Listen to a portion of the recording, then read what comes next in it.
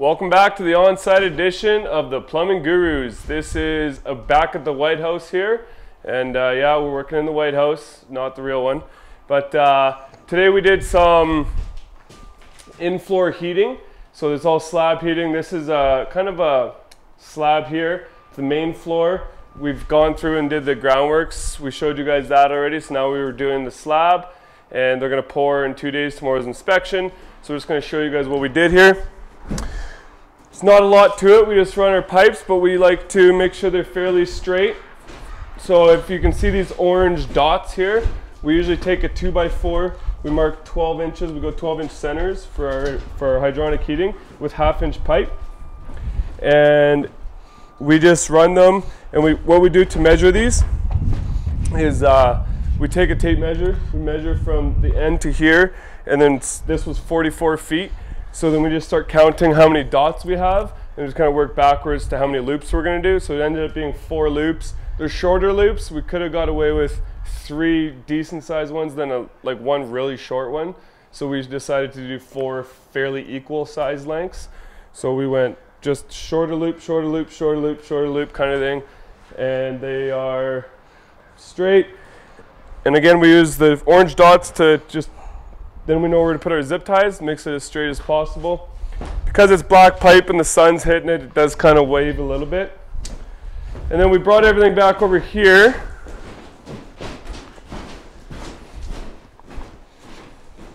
Brought it all back to a manifold. We always like to run a 2x4 down from where we can nail into if we can. Then we make a little board there, then have something to clip to. So when they pour the concrete, everything looks nice and clean when it's coming up. And then when we go to put the manifold in later, the lines are coming up straight. A lot of times, a lot of guys will just have them coming up all over the place, far away from each other. And when you put your manifolds, we use stainless steel manifolds. So when we're putting the manifolds in, it looks so much better when they're coming up nice and clean like that. This board is just temporary. It comes out and then they build a frost wall. And then we put our manifold on top of that, and you'll get to see that later on, so stay tuned.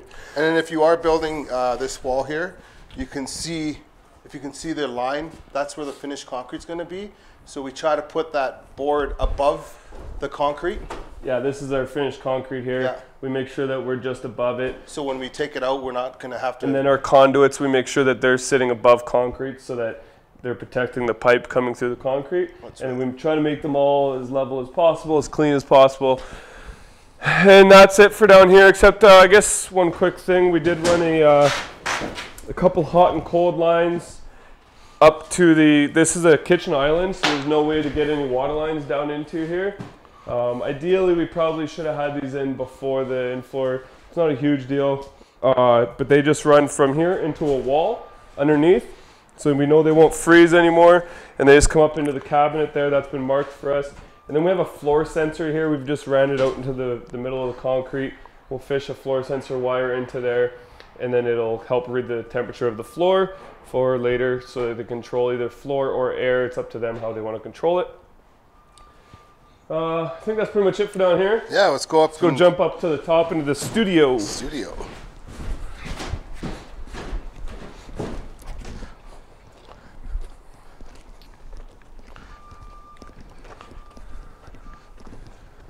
So yeah, this was, took us a day, like not a full day to do all this, bit of planning. It's not much to lay the pipe, but there's a lot that goes into this. We had to talk over with the builder where the manifolds will go so that they're not kind of in a terrible location where we can just put them, kind of hide them and still have access. So this is kind of like a studio garage. Right above us is actually a garage. We did in-floor in there too. That's an 8-inch suspended slab. So it's concrete, it has in-floor in there. That's a garage above us. And then down here is just like a kind of studio with a bathroom, an office. I don't know what they're going to use it for, but it's pretty sweet. So we put our manifold over here. Same thing. This one we didn't really do the orange marks because the rebar is actually every 12 inches. So we just literally just followed just made it easier for us. We followed the rebar and we did every 12 inches. You can see when it starts to hit the sun, it starts to bend. Yeah, it does. Because it's black pipe, when the sun hits it, it kind of goes all wavy. Mm-hmm. So again, over here, we didn't, if you look up, we didn't have wood to go, it's all concrete. Yeah. So I did I hilted. I used an impact or whatever, concrete drill, drilled a hole, put a piece of solder in there, and used a wood screw, and then I just built a little manifold. These will come off later. Like again, on this outside, I'm gonna get super echoey here. On the outside there, it's all gonna be. They're doing steel studs, only 2.5 inches for a frost wall, and they're gonna spray foam it so they can maximize the space in here.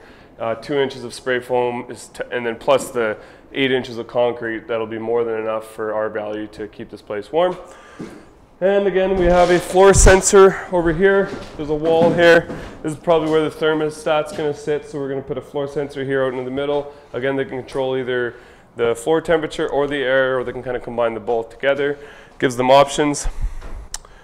And this is all just one zone here, one zone down there. They're kind of small spaces, so we didn't zone anything. It's all gonna be on one thermostat here, one thermostat down there, controlled by that. And that's pretty much it. I don't think of anything else, Clayton? Just the pressure for the manifold, or for the air test. Yeah, so like we used to go to 100 PSI. It's nice to have more pressure, but we've been getting called on it. It's supposed to only have, according to the code book, 75% of your test setup gauge. Mm-hmm. So a 100-pound gauge. They want to see it at like 60 or 70 pounds, whatever. So we just pumped them up to 60, and it's got to hold for a day or whatever. Tomorrow's inspection, so we get some drawings made up. It'll just essentially look like this, but on a drawing with a heat loss and everything. We put it at the manifold. Inspector comes and looks at it, makes sure the drawing is kind of like at the same as what we got here. So usually how we do it is we do the piping first. It's actually my brother that does the drawings. So I just send him like a really terrible sketch by hand, and he just whips it up on a computer, and it makes it look all nice and looks exactly the same. The inspectors are happy with what they see. They pass it, and then they pour, and then we're on to the next thing. Right. And I just wanted to show you guys, when you're putting your manifold together for your test setup, you always want a valve here. The inspectors always want to see a valve, so you can turn that on. Plus, if your test setup leaks, then... Yeah, if your test setup leaks here, then you can just shut this valve off, and you're done. So I think that's it. If you guys have any questions, let us know. Any comments, please leave us a comment, leave us a link. Don't forget to subscribe, and we'll check it on see you on the next one. Yeah.